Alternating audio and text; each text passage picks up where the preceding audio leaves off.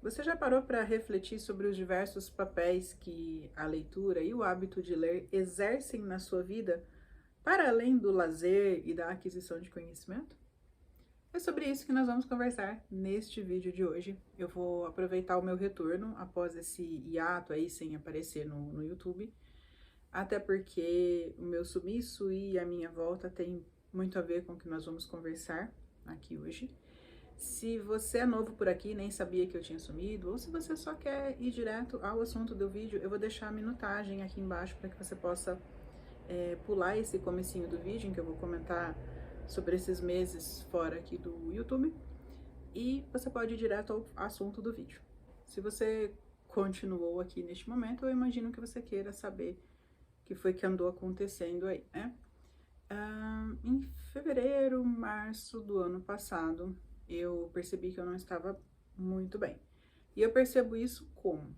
Eu começo a parar de fazer as coisas que eu gosto e eu vou me afastando também das pessoas, dos amigos, até virtualmente, né? Eu deixei de aparecer em aplicativos como WhatsApp, Messenger, enfim.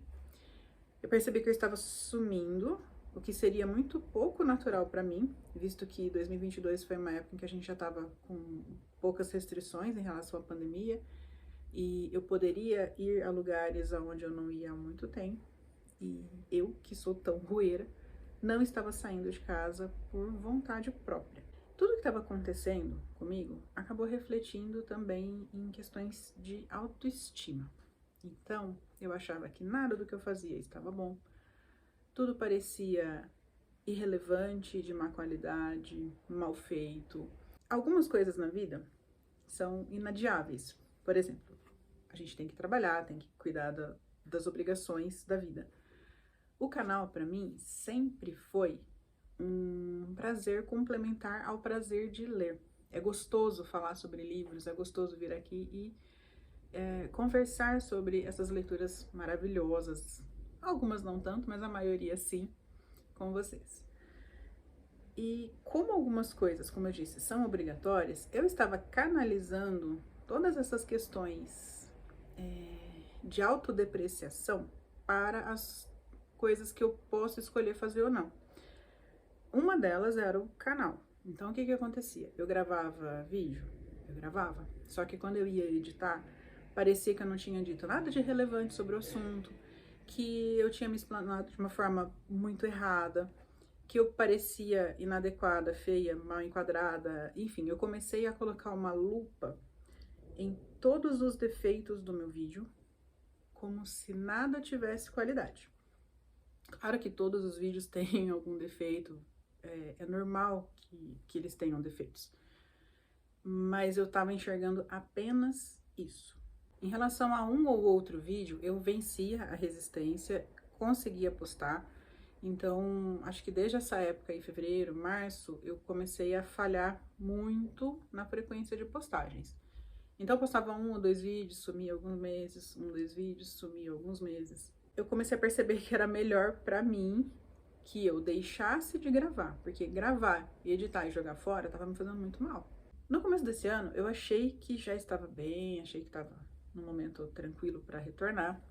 Postei uns 2 ou 3 vídeos, joguei fora mais uns 5 ou 6, e aí eu percebi que não era a hora ainda, que essa questão da autodepreciação ainda estava muito forte. Continuei com o Instagram mais ou menos ativo, que tinha uma frequência de postagens não muito regular, mas lá eu conseguia manter porque no Instagram eu quase não apareço.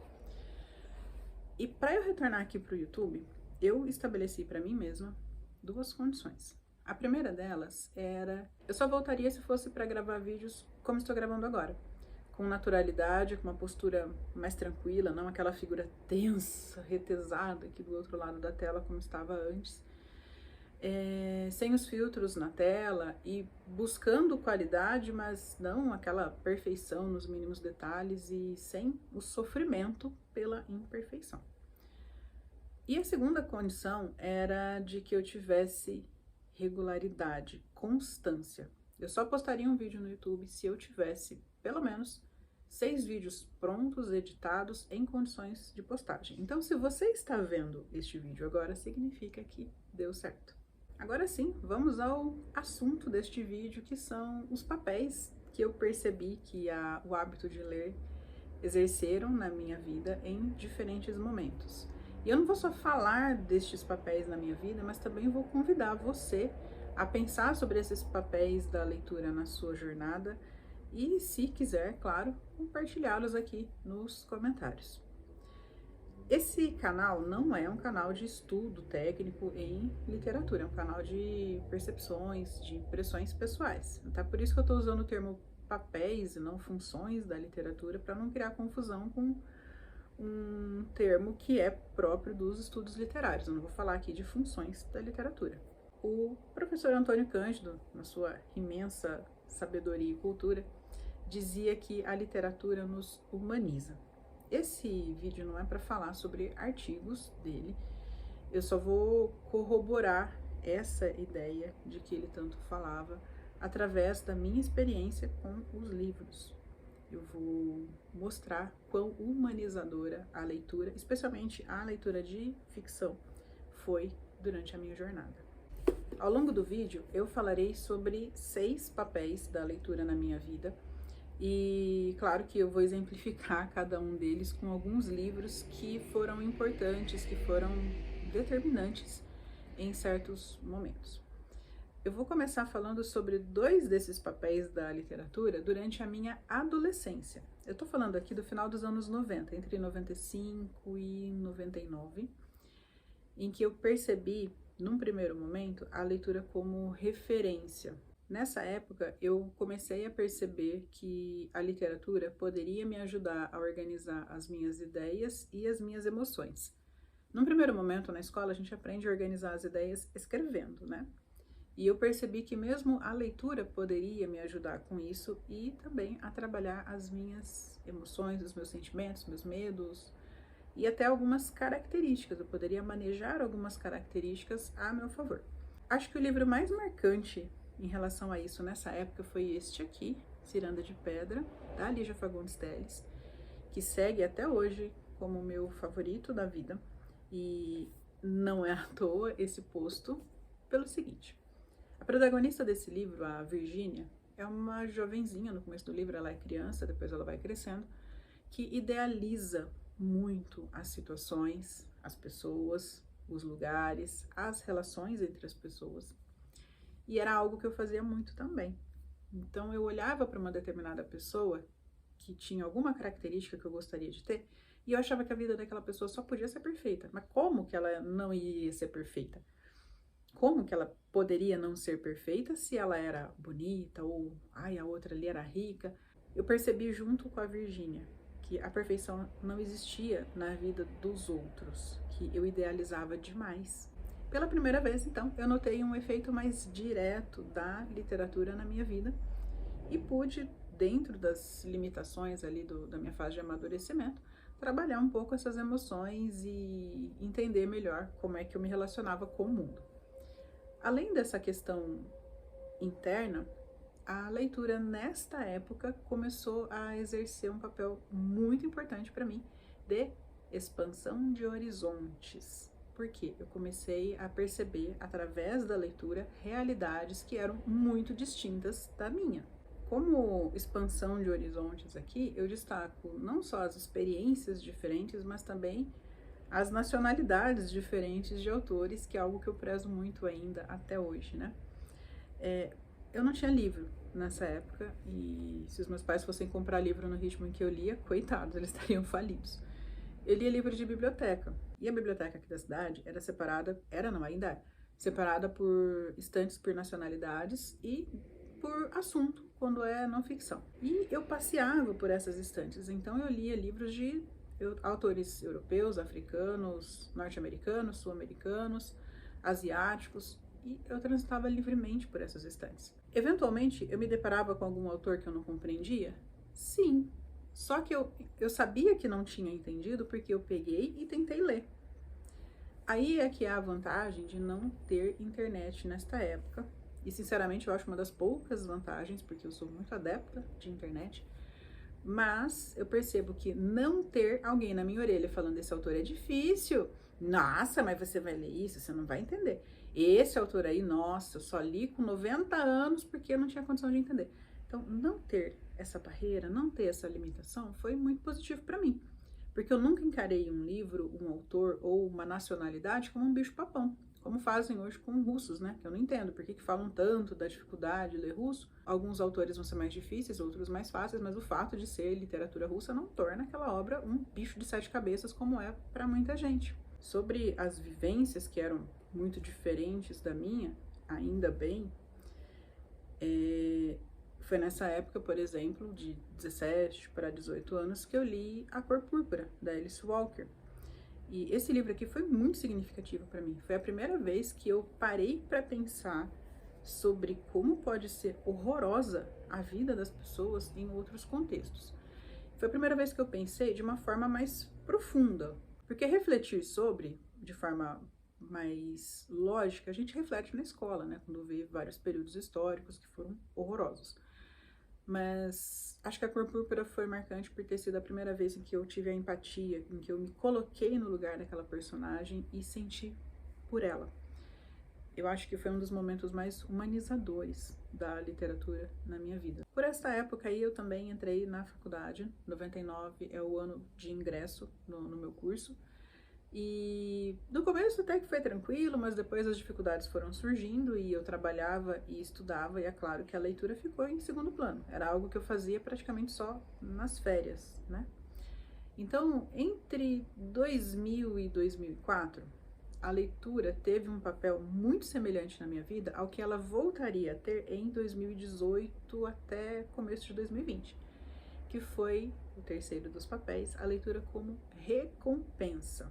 Na graduação, a minha recompensa eram as leituras de férias. Então, nesta época, eu lembro que eu li pela primeira vez, e olha que pecado, eu não peguei o livro, Memorial do Convento, outras obras do Saramago, que são obras que requerem algum tempo aí de dedicação, que eu só tinha nas férias. Em 2018, essa questão da recompensa ficou um pouco mais imediata para mim.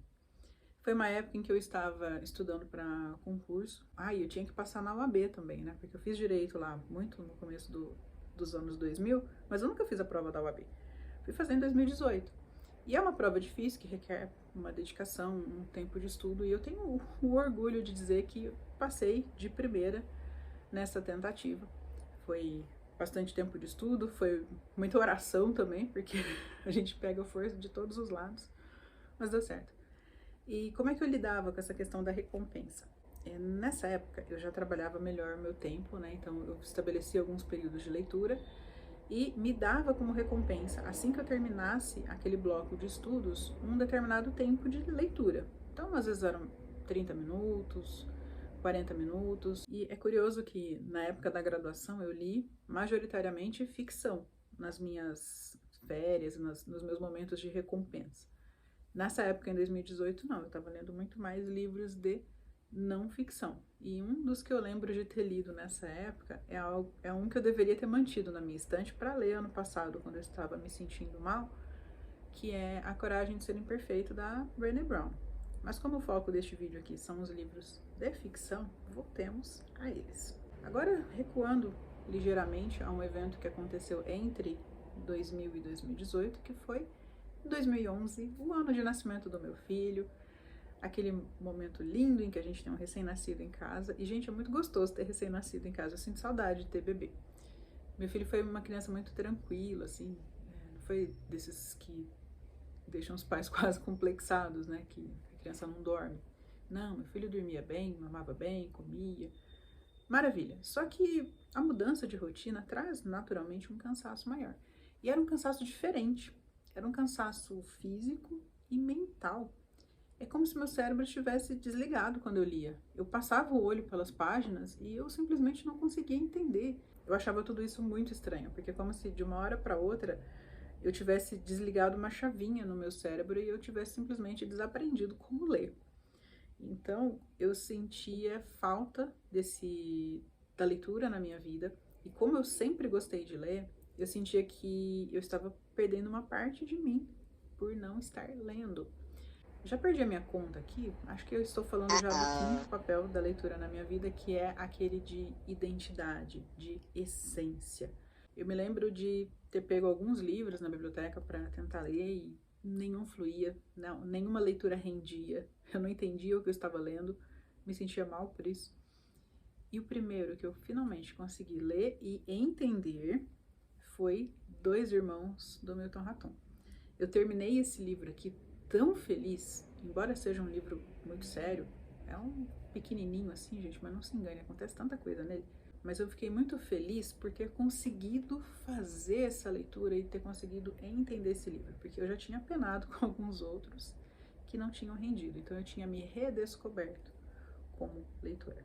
Próxima etapa de vida aí seria a etapa em que eu voltei a estudar, em que eu fiquei estudando para concurso, sobre a qual eu já comentei lá no tópico sobre graduação e leitura como recompensa. Agora nós chegamos a 2020, né, que todo mundo sabe o que aconteceu, e eu comecei a usar a literatura como fuga. No começo, claro, eu tentava me manter informada, achava que era ótimo me manter segura e o mais informada possível sobre o que estava acontecendo. Aquela overdose de informações que nós recebemos, e em muitos casos informações desencontradas, estavam fazendo mais mal do que bem. Então eu escolhi, isso foi muito consciente mesmo, me informar o mínimo possível sobre a situação no mundo e como é que estavam as contaminações e onde é que estavam as piores ondas, e eu resolvi ler.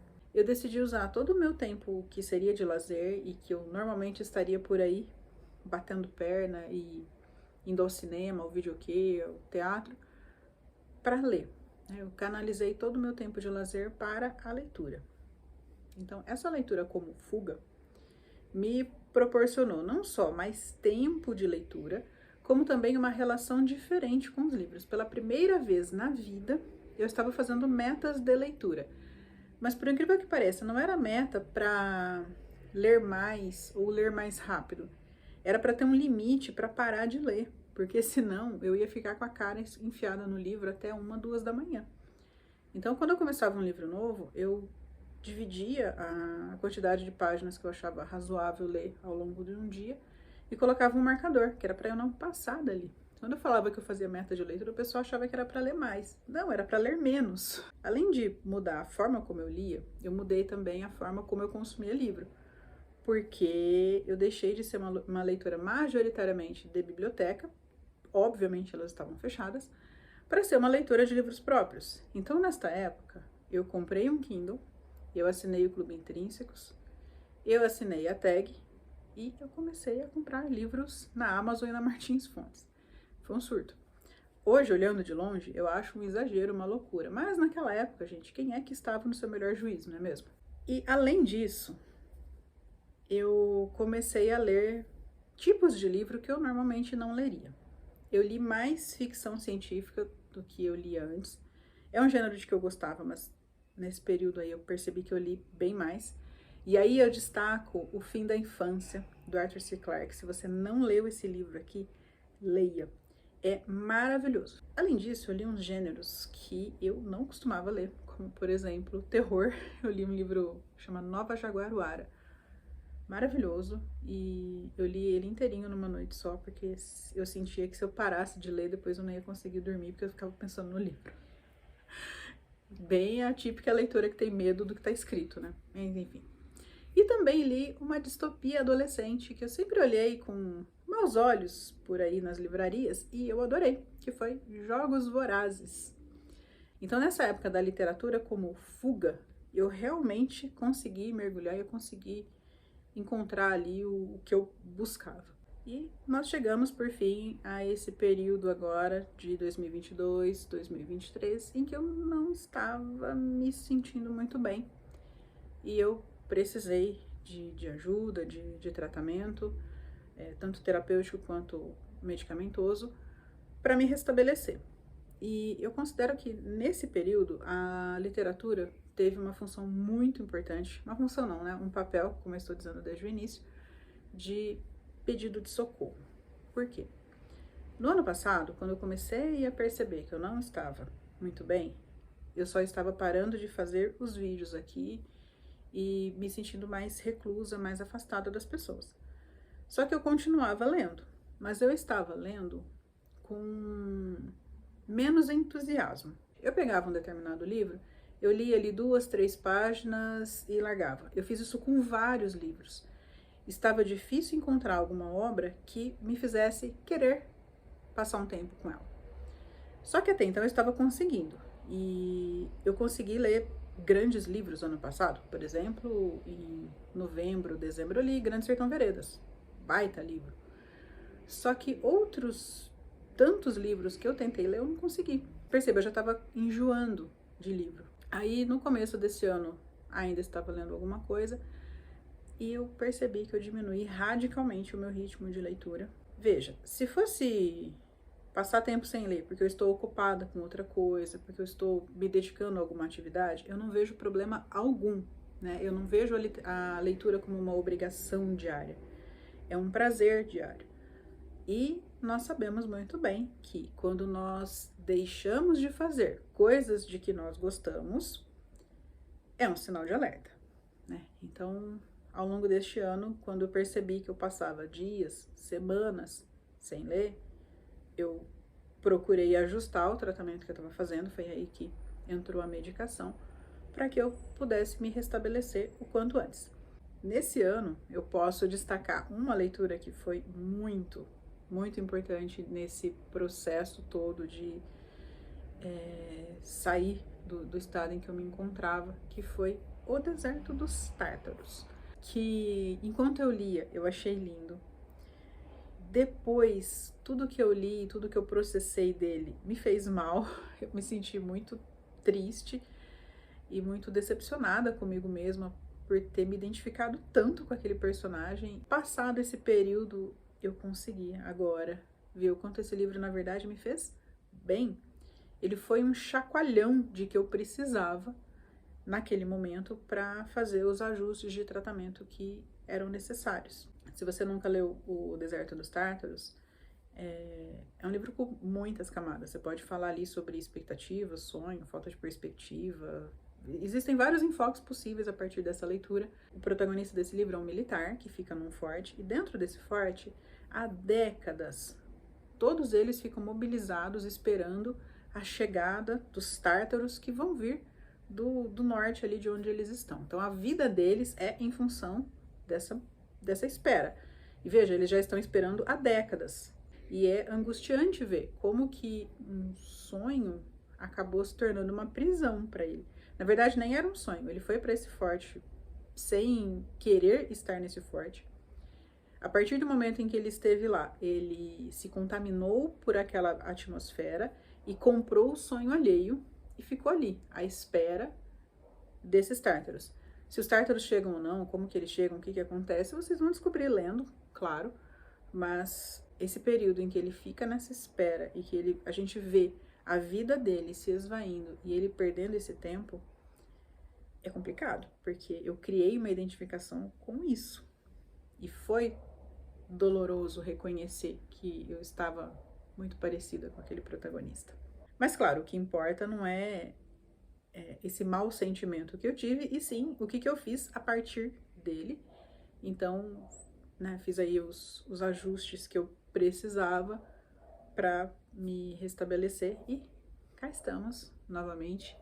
E eu estou realmente muito feliz por ter voltado aqui para o canal. É algo que eu gosto de fazer exatamente assim, como estou fazendo agora, com leveza, com tranquilidade, com calma, né? Porque eu sou uma pessoa calma e não combinava nada comigo aquele ritmo mais tenso, mais travado que eu tive nos últimos vídeos que eu postei. Ao longo da vida, eu espero ainda ser surpreendido por muitos outros papéis que a leitura possa vir a exercer na minha vida, para além aí do lazer e da aquisição do conhecimento, que são os mais comuns. E se em algum momento isso acontecer, eu volto aqui e compartilho com vocês, convido vocês para mais um papo assim dessa natureza.